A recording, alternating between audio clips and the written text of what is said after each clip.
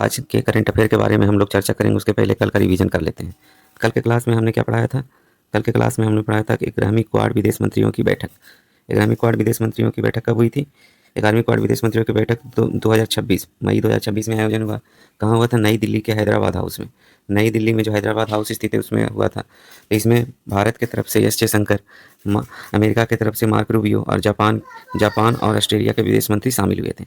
तो इसका क्या उद्देश्य होता है? क्वाड सम्मेलन का क्या उद्देश्य है? इसका काम क्या था? अंतर्राष्ट्रीय व्यापार आधारित जो समुद्री सुरक्षा, मैरीटाइम सिक्योरिटी और आपदा राहत, जलवायु परिवर्तन और उभरती प्रौद्योगिकी और आपूर्ति श्रृंखला को लचीलापन बनाना। इसीलिए क्वाड सम्मेलन की बैठक बुलाई गई। अब दूसरा क्वेश्चन है, वर्ष 2030 तक मानव युक्त चंद्रयान मिशन भेजने का लक्ष्य रखने वाला भारत का पड़ोसी देश कौन सा है? तो भारत का पड़ोसी देश कौन है? चाइना है। वर्ष 2030 तक चंद्रमा पर मानव युक्त चंद्र मिशन भेजने का लक्ष्य रखने वाला भारत का पड़ोसी देश चाइना है। अब भारत का क्या है? भारत का इसरो एजेंसी का नाम क्या है? इसरो। जिसका जिसकी स्थापना कब हुई थी? इंडियन स्पेस रिसर्च ऑर्गेनाइजेशन इसको बोलते हैं। इंडियन स्पेस रिसर्च ऑर्गेनाइजेशन बोलते हैं। पाकिस्तान का कौन सा है? सुपार्को है। और जापान का क्या है? जाक्सा है। और चाइना का सीएनएस है, चाइना नेशनल स्पेस एडमिनिस्ट्रेशन। तो इसी तरीके से हम लोगों ने पढ़ा था इसरो की स्थापना कब हुई, इसरो का हेड क्वार्टर कहाँ है और इसरो के हेड कौन है? आप लोग कमेंट बताइए। आईपीएल के इतिहास में लगातार 4 सीजन में 600 रन बनाने वाले पहले खिलाड़ी कौन बने हैं? तो विराट कोहली बने हैं। 4 सीजन में लगातार 600 रन बनाने वाले पहले खिलाड़ी कौन बने हैं? विराट कोहली बने हैं। किस दिन हर साल मासिक धर्म स्वच्छता दिवस मनाया जाता है? तो 28 मई को मनाया जाता है। वर्ल्ड मेंस्ट्रुअल डे कब मनाया जाता है? तो 28 मई को वर्ल्ड मेंस्ट्रुअल डे मनाया जाता है। इसका उद्देश्य क्या है? जुड़ी वर्जनाओं और कलंक को, इसके पीरियड्स के दौरान वर्जनाओं और कलंक को मिटाना है। सुरक्षित माहवारी प्रबंधन और स्वच्छता के प्रति क्या करना है? जागरूक करना है। स्वच्छता के प्रति क्या करना है? जागरूक करना है। समान नागरिक संहिता विधेयक पारित करने वाला तीसरा राज्य कौन बना? तो असम बना। असम के मुख्यमंत्री डॉक्टर हिमंता बिस्व शर्मा है। असम की कैपिटल क्या है? दिसपुर है। कामाख्या मंदिर यहीं है और काजीरंगा राष्ट्रीय उद्यान भी यहीं है। तो पहला राज्य कौन बना था? पहला राज्य उत्तराखंड बना। दूसरा कौन बना? गुजरात बना था। कजाकिस्तान में रूस का पहला परमाणु ऊर्जा संयंत्र किस रूसी सरकारी निगम द्वारा बनाया जाएगा? तो रोसोटोम बनाया जाएगा। इसमें समान नागरिक संहिता कौन से आर्टिकल में वर्णन है? आर्टिकल 44 में वर्णन है। और आज़ादी के पहले कहाँ यूनिफॉर्म सिविल कोड था? तो गोवा में था। गोवा में आज भी है। कजाकिस्तान में रूस का पहला परमाणु ऊर्जा संयंत्र किस रूस सरकारी द्वारा रोसाटोम द्वारा बनाया जाएगा? अब इसका उद्देश्य क्या है रोसाटोम का? या क्या है? कहाँ $16.5 अरब पे समझौता हुआ है। ठीक है, 2027 में इसका निर्माण कार्य शुरू होगा, 2034 में इसका खत्म हो जाएगा। भारत की पहली भूतापीय ऊर्जा परियोजना किस राज्य में बनाया जाएगा? तो लद्दाख में बनाया जाएगा। लद्दाख में ही क्यों बनाया जाएगा? लद्दाख की पांग वैली में। लद्दाख की पांग वैली में इसका निर्माण किया जाएगा, क्योंकि यहाँ पे गर्म जल स्रोत पाए गए हैं। उससे उसका वाष्प को यूज करके क्या बनाया जाएगा? रिन्यूएबल एनर्जी बनाया जाएगा, जिससे वहाँ के लोगों को ठंड में राहत मिलेगी और कई तरह की गतिविधियों करने में मदद मिलेगी, जैसे कृषि गतिविधि। इससे क्या होगी? वहाँ की आय में इजाफा होगा। अब लद्दाख की 2 राजधानियाँ हैं, लेह और कारगिल। टोटल कितने जिले हैं? 7 जिले हैं। लद्दाख का नया उपराज्यपाल, क्योंकि यूटी का दर्जा है, तो किसे बनाया गया? विजय कुमार सक्सेना को। लद्दाख में सिंधु नदी हरित गलियारा नामक पर्यावरण पारिस्थितिकी परियोजना की शुरुआत हुई है। लद्दाख के पहले पोलो स्टेडियम का उद्घाटन किया है। सबसे ज़्यादा हिम तेंदुआ स्नो लियोपर्ड लद्दाख में पाया जाता है। लद्दाख में कारगिल युद्ध के नायकों को श्रद्धांजलि देने के लिए वहाँ पे पुल का लॉन्च किया। यहाँ से लद्दाख फैक्ट्री 2026 प्रधानमंत्री नरेंद्र मोदी ने मणिपुर से चकहाव क्या होता है? चकहाव काला चावल होता है। तो वहाँ की किस महारानी को भेंट किया है? तो संयुक्त अरब अमीरात, यूनाइटेड अरब एमिरेट्स की महारानी को भेंट किया है चकहाव चावल। चकहाव चावल क्या होता है? हरा बैगनी रंग का होता है और स्वाद सुगंधित और अच्छा होता है। यह क्या है? स्वास्थ्य के लिए भी इंपॉर्टेंट होता है। अब प्रधानमंत्री मोदी मध्य प्रदेश की पारंपरिक गोंड पेंटिंग किसको भेंट की है? स्वीडन की क्राउन प्रिंसेस विक्टोरिया को भेंट की गई है। इटली की प्रधानमंत्री जॉर्जिया मेलोनी को मूगा रेशम और मणिपुर से सिरोही लिली का शॉल भेंट किए हैं इटली की प्रधानमंत्री जॉर्जिया मेलोनी को। संयुक्त अमीरात की चकहा हो गया। और असम का मूगा रेशम भौगोलिक संकेत जीआई टैग प्राप्त है और अपनी प्राकृतिक सुनहरी चमक और टिकाऊपन के लिए प्रसिद्ध है। तो पहला इटली के प्रधानमंत्री को मूगा रेशम और सिलाई लिली शॉल भेंट किए। यूए की महारानी को चकहाव भेंट किए। और मध्य प्रदेश की पारंपरिक गोंड पेंटिंग स्वीडन की क्राउन प्रिंसेस को दिए हैं। तो यहाँ से सारा फैक्ट जान गए। किस देश में दुनिया का दूसरा सबसे बड़ा बैटरी स्टोरेज सिस्टम तैयार किया गया है? बैटरी एनर्जी स्टोरेज का भारत में तैयार किया गया है। तो भारत का पहला हरित ऊर्जा परिवर्तन बैटरी ऊर्जा भंडारण बीईएसएस द्वारा शुरू किया गया है। ठीक है, अब इसमें क्या है? कितना किलोवाट है? 3.37 गीगावाट है। गीगावाट एनर्जी स्टोरेज है। यह प्रणाली कहाँ गोवा, इंदौर और चंडीगढ़ जैसे शहरों को बिजली प्रदान करेगी। तो इस प्रणाली का नवी किसके द्वारा शुरू किया गया? अदानी ग्रीन एनर्जी लिमिटेड द्वारा गुजरात के कच्छ में शुरू किया गया है। अदानी ग्रीन लिमिटेड के द्वारा गुजरात के कच्छ में शुरू किया गया। इसका मेन उद्देश्य है गोवा, चंडीगढ़ और इंदौर में क्या बिजली सुविधा मुहैया कराना। अब आगे बढ़े। भारत की पहली सौर ऊर्जा परियोजना, भारत की जो पहली सौर ऊर्जा परियोजना है जिसका संचालन महिला कर रही है, महिला स्वयं सहायता ग्रुप, महिला जो सेल्फ हेल्प ग्रुप किया जा रहा है, किस राज्य में हुआ है? तो तेलंगाना। तो तेलंगाना के कौन से डिस्ट्रिक्ट से शुरू हुआ है इसको पहले पढ़ेंगे। तो तेलंगाना के कहाँ से शुरू हुआ है? आप लोगों को कल बताए थे ना, तेलंगाना के खम्मम जिले के, तेलंगाना के खम्मम जिले से शुरू हुआ। अभी कितना है? 1 मेगावाट है।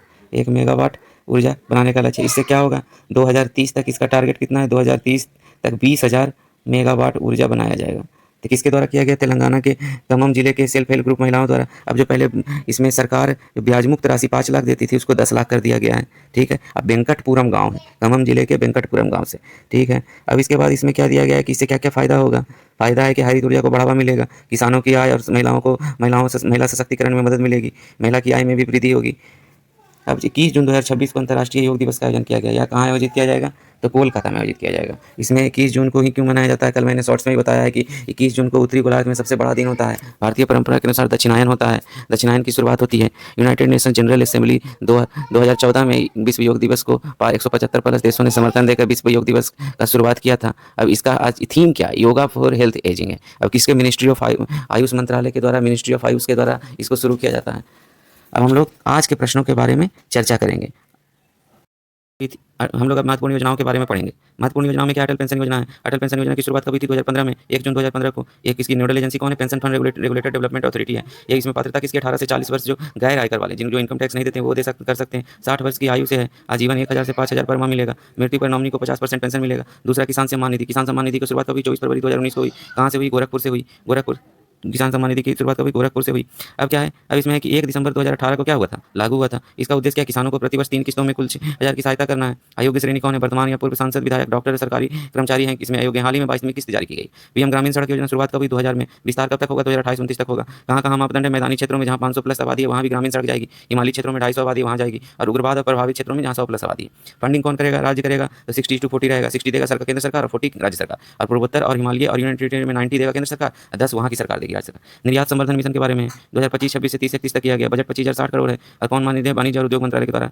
वैश्विक बाजार में क्या है? पहुंच को बढ़ाना है। एमएसएमई के लिए बहनीय व्यापार वित्त उपलब्ध कराना है। पीएम ई ड्राइव योजना क्या है? 31 मार्च 2028 तक विस्तारित किया गया है। बजट 10,900 करोड़ है। और इसका मंत्रालय कौन है? भारी उद्योग मंत्रालय है। इलेक्ट्रिक वाहन को अपनाना है। 72,300 चार्जिंग स्टेशन बनाना है। प्रधानमंत्री मत्स्य संपदा योजना 2020 तक प्रारंभ किया गया। विस्तार 25-26 तक है। कुल बजट 20,050 करोड़ है। इसका उद्देश्य मत्स्य उत्पादन को बढ़ाना, किसानों की आय दुगनी करना व निर्यात बढ़ाना इसका काम है। अब हम लोग आगे बढ़ते हैं।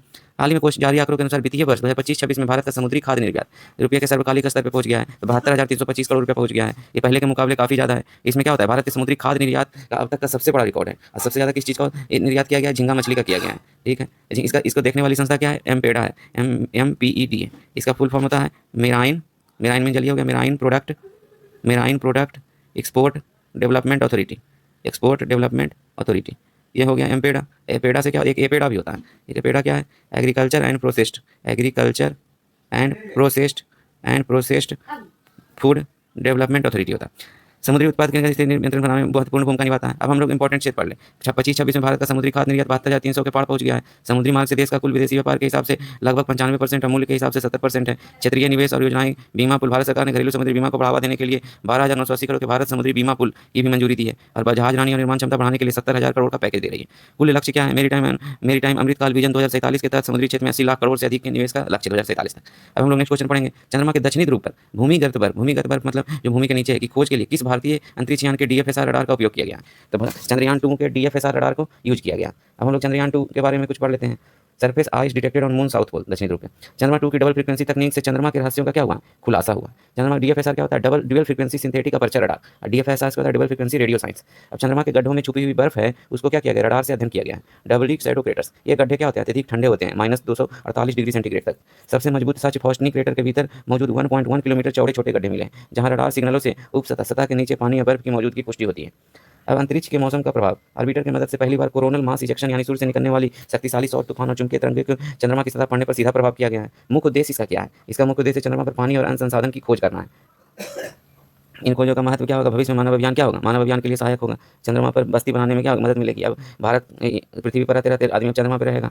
अब नेक्स्ट, किस देश में ऋण से मुक्ति? सेनेगल के राष्ट्रपति, सेनेगल क्या एक देश है?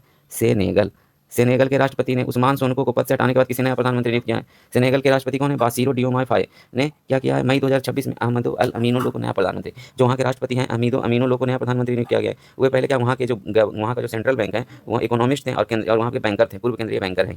राष्ट्रपति ने पूर्व राजनीतिक गुरुवार देश के लोकप्रिय तत्कालीन प्रधानमंत्री उस्मान सोनको को पद से हटा दिया है। उस्मान सोनको को क्या क्या पद से हटा दिया है? अब विश्व के प्रमुख प्राइम मिनिस्टर के बारे में देख लेते हैं। अब हम लोग क्या पढ़ लेते हैं? कनाडा का मार्को कौन, यहाँ से नीचे से याद ही है। ऑस्ट्रेलिया का एंथनी एल्बनीज, ये भी याद है आपको। भारत के नरेंद्र मोदी, बेल्जियम के बार्ट डी वेबर और श्रीलंका के कौन है?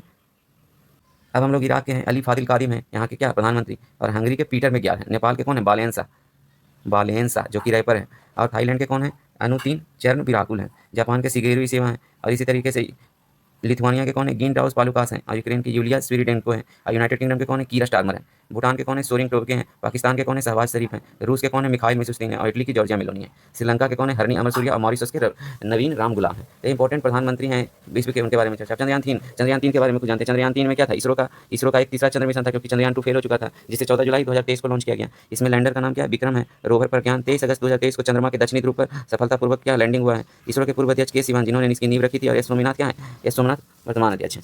के सिवान ने क्या चंद्रयान 3 की मतलब नींव रखी थी। अब लैंडर का नाम क्या है? विक्रम। रोवर का नाम क्या है? प्रज्ञान। और यह क्या है? 6 पहियों वाला रोबोटिक वाहन होता है जो लैंडर से बाहर निकला और चंद्रमा की सतह पर घूमकर क्या किया? महत्वपूर्ण रासायनिक और तत्व विश्लेषण किया। चंद्रयान 3 मिशन की नींव सीधे तौर पर चंद्रयान 1 तो जो 2008 में लॉन्च किया गया, चंद्रयान 2 जो 2019 की सफलताओं और अनुभव पर आधारित है। चंद्रयान 2 के दौरान लैंडर की सॉफ्ट लैंडिंग में तकनीकी खराबी आ गई थी, जिससे अंतिम समय में संपर्क टूट गया था। चंद्रयान 3 की रूपरेखा उसी मिशन के अधूरे लक्ष्यों को पूरा करने और पिछली कमियों और मजबूत पर बेहतर सेंसर और सॉफ्टवेयर को सुधारने के लिए किया गया था। अब इसरो की स्थापना कब हुई? तो 15 अगस्त 1969 को हुई थी इसरो की स्थापना। और इसके वर्तमान अध्यक्ष कौन है? एस सोमनाथ है। ठीक, अब हम लोग आगे पढ़ेंगे। चंद्रयान 2 मिशन के बारे में पढ़ेंगे। चंद्रयान 2 मिशन, चंद्रयान 3 पढ़े थे अभी। चंद्रयान 2 में, चंद्रयान 2 को कहाँ से लॉन्च किया गया था? श्रीहरिकोटा से लॉन्च किया था। श्रीहरिकोटा में सतीश धवन अंतरिक्ष केंद्र से लॉन्च किया गया था। और जीएसएलवी मार्क 3 रॉकेट के जरिए, जीएसएलवी मतलब geosynchronous launch vehicle, mark 3 rocket से लॉन्च स्तर। अब इसमें मुख्य घटक कौन थे? ऑर्बिटर था, विक्रम लैंडर था और प्रज्ञान रोवर था। ठीक है, ऑर्बिटर था, विक्रम लैंडर था और प्रज्ञान रोवर था। चंद्रयान 2 का ऑर्बिटर सफलतापूर्वक चंद्रमा की कक्षा में स्थापित हो गया, लेकिन विक्रम लैंडर है जो 2 किलोमीटर की ऊंचाई पर इसका इसरो से संपर्क है जो टूट गया था। तो इसकी नींव किसने रखी थी? एम वनीता और रितु करधाल ने रखी थी। के सिवन उस समय के इसरो चेयरमैन थे। हाल ही में भारत का 5वां पूर्ण साक्षर राज्य कौन बना है? तो 5वां पूर्ण साक्षर राज्य सिक्किम बन गया है। तो पहला पूर्ण साक्षर राज्य आज़ादी 1991 में कौन बना था? सबसे पहला 1991 में बना था केरल, पूर्ण साक्षर राज्य। अब 5वां कहने का मतलब है कि इसको इस कौन स्कीम के तहत बना है? सिक्किम को भारत का 5वां राज्य घोषित किया गया। यह घोषणा कौन किया है? भारत की राष्ट्रपति द्रौपदी मुर्मू ने गंगटोक में एक भव्य समारोह में की। एक सिक्किम में 15 वर्ष से अधिक आयु के 100% लोगों को कार्यात्मक साक्षर बनाने का लक्ष्य सफलतापूर्वक। ये जो है उड़ान योजना, उड़ान निपुण भारत मिशन और उड़ान योजना के तहत ये 5वां साक्षर राज्य बना है। ऐसे टोटल 6 हो जाएंगे, लेकिन उड़ान योजना के तहत पहला बना है। इसमें कौन है? पहला है मिजोरम। ठीक है, उसके बाद है त्रिपुरा। मिजोरम 2018 में बना, उसके बाद त्रिपुरा बना, उसके बाद गोवा बना, एक हिमाचल भी है, हिमाचल प्रदेश, और उसके बाद सिक्किम बना। तो मिजोरम बना, त्रिपुरा बना, गोवा बना, हिमाचल प्रदेश बना और सिक्किम बना। तो सिक्किम भारत का 5वां हो गया, लेकिन ऐसे टोटल गिनेंगे तो 6 हो जाएगा, क्योंकि केरल भी है। अब सिक्किम का गठन कब हुआ था? 16 मई 1975 को सिक्किम का गठन हुआ। राजधानी कहाँ है? गंगटोक है। मुख्यमंत्री कौन है? प्रेम सिंह तमांग है। राज्यपाल कौन है? ओम प्रकाश माथुर है। क्षेत्रफल इसका बहुत कम है, 7096 वर्ग किलोमीटर है। यह मानव संसाधन एचडीआई इंडेक्स में बड़ी छलांग है। शिक्षा के क्षेत्र में सिक्किम पूरे देश के लिए प्रेरणा। पहला जैविक राज्य भी सिक्किम है, जहाँ पे खाद का यूज नहीं होता है। साक्षरता से स्वास्थ्य, रोजगार और जागरूकता और सामाजिक विकास को क्या मिलेगा? बढ़ावा मिलेगा साक्षरता से। सिक्किम बना भारत का साक्षर राज्य। किस राज्य को पूर्ण साक्षरता घोषित किया जाता है? जब उसकी वयस्क साक्षरता दर 95% या उससे अधिक हो। तो मिजोरम हो गया, मिजोरम पहला राज्य हो गया, फिर त्रिपुरा हो गया, फिर हिमाचल प्रदेश हो गया, मिजोरम हो गया, त्रिपुरा हो गया, गोवा हो गया, हिमाचल प्रदेश हो गया और सिक्किम हो गया। त्रिपुरा, मिजोरम, गोवा, त्रिपुरा, हिमाचल प्रदेश और सिक्किम। तो गोवा तो पहले से था। इसमें नहीं, उल्लास योजना के तहत। ये कौन है? उल्लास योजना के तहत पूछेगा तो गोवा नहीं होगा। गोवा की जगह कौन आ जाएगा? यहाँ पे अभी पढ़ाए थे ना, गोवा की जगह आ जाएगा केरल नहीं होगा, मिजोरम, त्रिपुरा, गोवा। यहाँ क्या होगा? मिजोरम, त्रिपुरा, हिमाचल प्रदेश और सिक्किम। केरल, मिजोरम, त्रिपुरा, गोवा। कि यहाँ गोवा होगा, गोवा तो होगा ही, सही है, गोवा होगा, गोवा होगा, केरल नहीं होगा। केरल 1991 में ही बन गया था। तो उल्लास योजना के तहत पहला राज्य कौन हो गया? मिजोरम होगा। दूसरा राज्य कौन हो गया? गोवा होगा। और तीसरा राज्य कौन होगा? त्रिपुरा होगा। चौथा राज्य हिमाचल होगा। 5वां राज्य सिक्किम होगा। इसमें क्या किया जाता है? न्यू एजुकेशन पॉलिसी 2020 के अंतर्गत संचालित इस क्रम का 15 वर्ष या उससे अधिक आयु के वयस्कों को क्या बनाना है? शिक्षित बनाना है। बुनियादी साक्षरता और अंक ज्ञान होगा। जीवन कौशल होगा। व्यावसायिक प्रशिक्षण के बारे में जानकारी दी जाएगी। अब आगे पढ़ते हैं। सिक्किम की राजधानी गंगटोक हो गया। मुख्यमंत्री प्रेम सिंह तमांग हो गए। राज्यपाल ओम प्रकाश माथुर हो गए। देश की 5वीं पेयजल राज्य स्टेट जुडिशियरी भारत का बना है। ठीक है, सिक्किम देश का ऑपरेशन हिम सेतु लॉन्च किया था। कौन? ऑपरेशन हिम सेतु लॉन्च करने वाला राज्य कौन है? सिक्किम देश है। सिक्किम की गतिशील युवा नेता स्वाति प्रधान को क्या मिला? वर्ल्ड यूथ पार्लियामेंट में भारत का प्रतिनिधित्व करने के पहला रेलवे स्टेशन सिक्किम का क्या? रांगपो है। पुरानी ओल्ड पेंशन स्कीम ओपीएस को खत्म करके बहाल करने, नया ओपीएस बहाल करने वाला राज्य कौन बना है? पूर्वोत्तर राज्य। तो ये है जैविक खेती लागू करने वाला, बताए थे कि जैविक खेती करने वाला राज्य कौन बना है? सिक्किम बना है। स्थापना बताई दी है, 16 मई 1975 को हुआ था सिक्किम की स्थापना। ये सब राज्य पशु ये सब छोड़ दीजिए। महान संगीतकार सनी रोलिंग्स का 95 वर्ष की आयु में निधन हो गया। किस वाद्य यंत्र से संबंधित है? तो सैक्सोफोन से संबंधित है। सैक्सोफोन क्या एक वाद्य यंत्र होता है, विशेष रूप से सैक्सोफोन का दिग्गज माना जाता है। सनी रोलिंग्स को सैक्सोफोन विशेष क्षेत्र में महान प्रभावशाली कलाकार माना जाता है। यहीं से जैज और पॉप की शुरुआत होती है सॉन्ग की। किस दिन हर साल अंतर्राष्ट्रीय एवरेस्ट दिवस मनाया जाता है? तो 29 मई को क्या है? एवरेस्ट दिवस मनाया जाता है 29 मई को हमेशा। हर साल 29 मई को एवरेस्ट दिवस मनाया गया। 29 मई 1953 को न्यूजीलैंड के हिडमेंड हिलेरी और नेपाल के कौन थे? तेंजिंग नॉर्गे शेरपा द्वारा माउंट एवरेस्ट में पहली सफल ऐतिहासिक चढ़ाई हुई थी। नेपाल के महान पर्वतारोही सर हिडमेंड हिलेरी के निधन के बाद 2008 में इस विशेष दिन को मनाना शुरू किया गया था। 29 मई को क्या मनाया जाता है? अंतर्राष्ट्रीय एवरेस्ट दिवस। इससे क्या होगा? पर्वतारोहण की भावना और साहस को सम्मानित करने का, एवरेस्ट क्षेत्र के लोगों के योगदान को याद रखा जाएगा। International Everest day. Edmund Hillary कहाँ की थी? न्यूजीलैंड की। तेंजिंग शेरपा कहाँ की थी? नेपाल की थी। 29 मई को इंटरनेशनल एवरेस्ट डे मनाया जाता है। किसने 32 बार माउंट एवरेस्ट, अब हम जानेंगे माउंट एवरेस्ट के बारे में। 32 बार माउंट एवरेस्ट पर चढ़ाई की? कामी रीता शेरपा ने कराई की। कामी रीता शेरपा ने 32 बार माउंट एवरेस्ट की चढ़ाई की। 11वीं बार माउंट एवरेस्ट पर चढ़ने का रिकॉर्ड बनाने वाली पहली महिला का नाम, जिसे माउंटेन क्वीन कहा जाता है, ल्योत्से शेरपा। और एक ही मौसम में माउंट एवरेस्ट और माउंट ल्योत्से पर चढ़ने का विश्व रिकॉर्ड किसने बनाया था? सतीदेव गुप्ता। अब माउंट एवरेस्ट की ऊंचाई कितनी है? 8848.86 मीटर है। 8848.86 मीटर है। माउंट एवरेस्ट पर भारतीय तिरंगा फहराने वाली पहली सीआईएसएफ अधिकारी कौन बनी है? गीता समोता बनी है। बॉर्डर सिक्योरिटी फोर्स की पहली ऑल वुमेन पर्वतारोहण टीम मिशन वंदे भारतम के तहत किस चोटी की सफलतापूर्वक चढ़ाई की? तो माउंट एवरेस्ट की। माउंट एवरेस्ट की ऊंचाई, अब बीएसएफ क्या होता है? बीएसएफ होता है बॉर्डर सिक्योरिटी फोर्स। अब सीआईएसएफ क्या होता है? सेंट्रल इंडस्ट्रियल सिक्योरिटी फोर्स, जो औद्योगिक घराने उनकी सुरक्षा करती है। ये हाल ही में कर्नाटक के मुख्यमंत्री के रूप में शपथ लेने वाले कर्नाटक के मुख्यमंत्री के रूप में शपथ लेने वाले कौन बने हैं? तो पहले कौन थे? सिद्धारमैया थे। सिद्धारमैया यहाँ के क्या थे? सीएम थे। अब कमान किसके? डीके शिव कुमार के हाथ में आ जाएगी। डीके शिव कुमार के हाथ में आ जाएगी। अब डीके शिव कुमार हो गए। अब डीके शिव कुमार क्या है? 28 जुलाई 2021 को बसवराज बोम्मई कांड। 28 जुलाई 2021 को बसवराज बोम्मई, थोड़े ये गलत लिखा हुआ है। 28 जुलाई 2021 को क्या है? सिद्धारमैया, सिद्धारमैया ने शपथ ली थी। कर्नाटक के पूर्व उप मुख्यमंत्री डीके शिव कुमार का शपथ लिया है। अब यहाँ से इसके बारे में आगे देखिए लिखा हुआ। कर्नाटक के मुख्यमंत्री सिद्धारमैया ने 28 मई को 2005 छोड़ने की क्या की घोषणा की है? के शिव कुमार कर्नाटक के अगले मुख्यमंत्री बनेंगे। ठीक है, वे 2020 से कर्नाटक प्रदेश कांग्रेस समिति के अध्यक्ष भी हैं और कर्नाटक पूरा विधानसभा क्षेत्र का प्रतिनिधित्व करते हैं। ये हो गए सिद्धारमैया, जो मुख्यमंत्री थे, इन्होंने स्टेप डाउन किया और अब नए मुख्यमंत्री कौन बनेंगे? के शिव कुमार, डी शिव कुमार। चीन पाकिस्तान आर्थिक गलियारा का किस पहल का प्रमुख प्रोजेक्ट है? तो belt and China Pakistan economic corridor इसको बोलते हैं, जो कि भारत के जो विवादित क्षेत्र जम्मू कश्मीर का उससे होकर गुजरती है। तो ये बेल्ट एंड रोड इनिशिएटिव है। चीन की एक बेल्ट एंड रोड इनिशिएटिव का प्रमुख प्रोजेक्ट है। यह गलियारा चीन के सिंजियांग प्रांत को पाकिस्तान के ग्वादर पोर्ट से जोड़ता है। इसका मुख्य उद्देश्य क्या है? क्षेत्रीय कनेक्टिविटी, व्यापार, आर्थिक विकास और ऊर्जा सहयोग को क्या करना है? बढ़ावा देना। लागत इसमें कितना है? 62 अरब डॉलर की ताकत से। कितना दूर लंबाई है? 3000 किलोमीटर लंबाई है। इससे क्या होगा? क्षेत्रीय कनेक्टिविटी मौजूद होगा। चीन पाकिस्तान आर्थिक गलियारा के बारे में चर्चा तेज हुई है। हाल ही में चर्चा में क्यों? क्योंकि चीन और पाकिस्तान ने चीन पाकिस्तान आर्थिक गलियारा सीपीईसी, चीन पाकिस्तान आर्थिक गलियारा के अगले चरण के तेज गति से बढ़ाने पर सहमति की। दोनों देश ने विशेष रूप से ग्वादर बंदरगाह के विकास, औद्योगिक सहयोग और कृषि आधुनिकीकरण और क्षेत्रीय संपर्क को क्या मजबूत बनाने पर जोर दिया है। अब यह बंदरगाह क्यों इंपॉर्टेंट है? अरब सागर के तट पर स्थित ग्वादर बंदरगाह केंद्र बिंदु है। वर्ष 2016 में इसका औपचारिक उद्घाटन हुआ था। यह बंदरगाह कहाँ? पश्चिमी एशिया, अफ्रीका और हिंद महासागर क्षेत्र के प्रमुख समुद्री व्यापार मार्गों के निकट स्थित है। सीपीईसी के पहले चरण में मुख्य रूप से ऊर्जा परिवहन अवसंरचना पर ध्यान दिया गया था। 2.0 के तहत किस पर ध्यान दिया जाएगा? औद्योगिक विकास पे, विशेष आर्थिक क्षेत्र बनाया जाएगा, स्पेशल इकोनॉमिक जोन बनाया जाएगा, कृषि सहयोग पर ध्यान दिया जाएगा, खनन और हरित विकास पर ध्यान दिया जाएगा, डिजिटल कनेक्टिविटी को मजबूत किया जाएगा। सीपीसी केवल आर्थिक परियोजना के रूप में नहीं देखा जाता है, बल्कि यह चीन पाकिस्तान का रणनीतिक साझेदारी का महत्वपूर्ण स्तंभ है। सीपीसी भारत चीन संबंध, भारत पाकिस्तान संबंध और क्षेत्रीय सुरक्षा के दृष्टिकोण से एक महत्वपूर्ण विषय बना हुआ है। भारत को इसमें आपत्ति क्या है? जैसे यहाँ से जो ये गुजरा है, देखिए ये गिलगित यहाँ से जो गुजरा, ये देखिए यहाँ से जैसे भारत अधिकृत यहाँ पे क्या है? पीओके है। तब पीओके है, पाकिस्तान ऑक्युपाइड कश्मीर है। अब यहाँ गिलगित बाल्टिस्तान है और यहाँ पे अपना भारत है। अब भारत से गुजरा है तो ये क्या? विवादित क्षेत्र है। तो ये विवादित क्षेत्र है, उसमें से गुजरा, इसीलिए भारत को क्या है? आपत्ति है। चलिए, अब भारत को आपत्ति है। अब यहाँ से आगे बढ़ते हैं। राष्ट्रीय अभियान 2026 के लिए कृषि पर राष्ट्रीय सम्मेलन किस शहर में आयोजित हुआ? तो नई दिल्ली में आयोजित हुआ। अभी कृषि मंत्री कौन है? शिवराज सिंह चौहान है, जो मुख्यमंत्री थे मध्य प्रदेश के। कृषि एवं कल्याण मंत्रालय भारत सरकार द्वारा राष्ट्रीय अभियान 2026 के लिए खरीफ के लिए कृषि पर राष्ट्रीय सम्मेलन नई दिल्ली में आयोजित किया गया। कब किया गया? 24 से 25 मई 2026 को भारत मंडपम प्रगति मैदान में किया गया। भारत मंडपम प्रगति मैदान। कृषि और किसान कल्याण मंत्रालय मंत्री कौन हुए? शिवराज सिंह चौहान हो गए। इसका विकसित कृषि समृद्धि किसान। अब इसके बारे में क्या गया? 28 से 29 मई 2026 को एनएससी कॉम्प्लेक्स पूषा नई दिल्ली में किया गया। कृषि एवं किसान कल्याण मंत्रालय के अंतर्गत विभाग द्वारा जारी किया गया। इसमें क्या होता है? केंद्र राज्य समन्वय को मजबूत करना और क्षेत्रों के नवीन तकनीक को बढ़ावा देना। कृषि उत्पादकता में क्या करना है? सुधार करना है। अब इसका मुख्य उद्देश्य क्या है? केंद्र राज्य समन्वय को मजबूत करना, क्षेत्रों के नवीन तरीकों को बढ़ावा देना, कृषि उत्पादकता में सुधार करना है। अब विश्व योगासन दिवस भारत का कौन सा शहर में मेजबानी करा? एक योग दिवस था। योग दिवस 21 जून को मनाया जाएगा, कोलकाता में मनाया जाएगा। आयुष मंत्रालय के द्वारा इसकी घोषणा की गई। थीम क्या है? Yoga for healthy age. विश्व योगासन चैंपियन कौन? अहमदाबाद करेगा। पहली भारत विश्व योगासन चैंपियनशिप कौन है? मेजबान अहमदाबाद गुजरात है। तिथियां 4 से 8 जून है। प्रतिभागी 60 से अधिक देशों के खिलाड़ी भाग लेंगे। योगासन को वैश्विक प्रतिस्पर्धी खेल के रूप में क्या करना है? स्थापित करना है। अरब सागर में भारत और फ्रांस की नौसेना के बीच द्विपक्षीय नौसैनिक अभ्यास बरना का आयोजन किस स्थान से शुरू हुआ? तो बरून गरुड़ और एक और एक्सरसाइज था। तीनों का नाम आपको बताना है और भारत और फ्रांस के बीच हुआ है। तो कहाँ शुरू हुआ ये आपको कमेंट बॉक्स में इसका आंसर है। Thank you.